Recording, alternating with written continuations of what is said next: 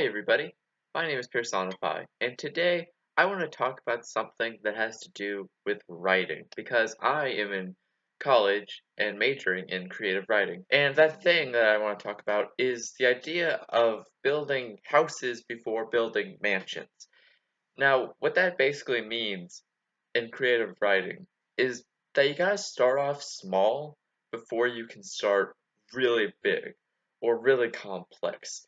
Now, for the longest time, I didn't understand this, and when I was younger, like junior high age, I got this idea for a story. It would be a series, complicated, many points of views, many characters, big world. I'm still writing it. I actually finished a draft of the first book this summer, but there was something about it that I just couldn't put my finger on, but something just didn't feel necessarily right.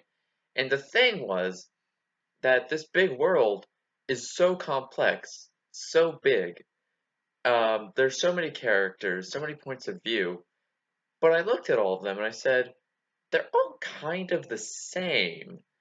And I didn't really know how I could fix that. I didn't know how I could change this or expand it.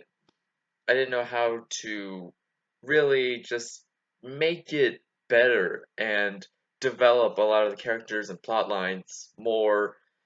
And then the semester began, and my professor in fiction writing said, "You want to build your houses before you build your mansions." And right now, we're working on short stories because those are the houses. Those are the small things that have a definite beginning and a definite ending.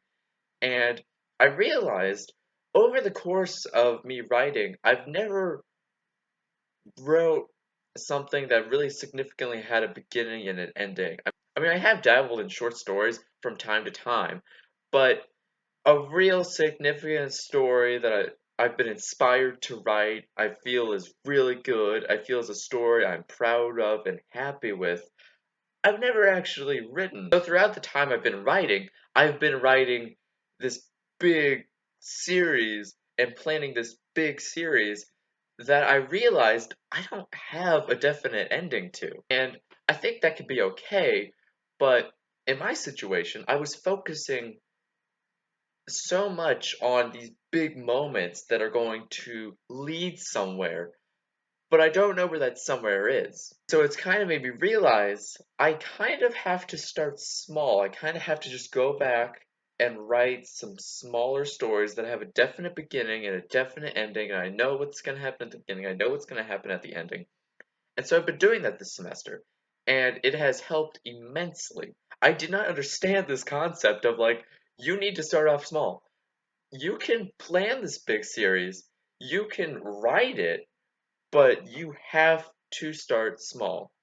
When I actually wrote my first short story that I was inspired to write, excited to write, and just all around happy with, I felt really good. It felt really developed. It felt interesting. There was one point of view, so I got to look into him and really express who he was. And so when I did that, I felt like this house is so developed. It is, it's got four walls, a roof, and a window, and a door, and a floor, and it's got all this great stuff. It is here.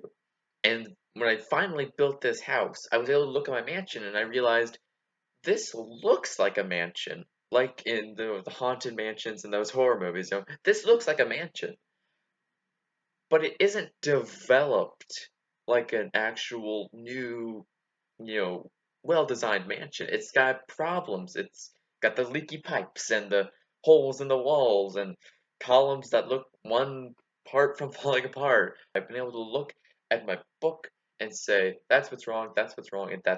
I've been able to pinpoint things that I couldn't pinpoint at first. And so, even if you are inspired to write a big long story, like I am, and there's nothing wrong with continuously writing it, I don't think at least. You gotta write what you are inspired by. Just consider writing small too, because it will help you. So I hope you guys found this helpful. It really helped me as just a creator and a writer. And I think that's it for this video, so I will see you all next time. Bye!